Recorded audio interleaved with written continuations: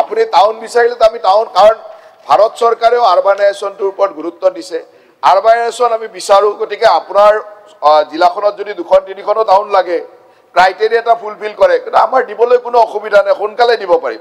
কেৱল আপুনি বিভাগীয়ভাৱে যিটো নীতি নিয়ম মতে প্ৰস্তাৱ আহিব লাগে, জিলা আয়ুক্তৰ জৰিয়তে প্ৰস্তাৱ দিয়ক। ইয়াত কেইটামান ক্ৰাইটেৰিয়া আছে, আপোনাক মই মোৰ কাৰ্যালয়ৰ পৰা লৈ ল'ব পাৰিব।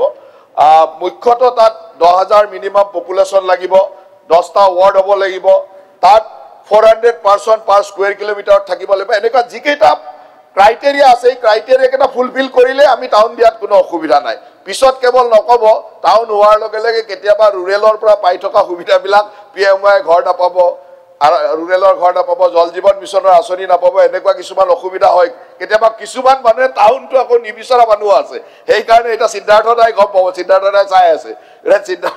এতিয়া আপুনি পিছত নক'ব যে টাউন হোৱাৰ কাৰণে এইকেইটা সুবিধা নাপালোঁ। এতিয়া টেক্স দিব লাগিব, তাত পাব্লিকে টেক্স দিব লাগিব।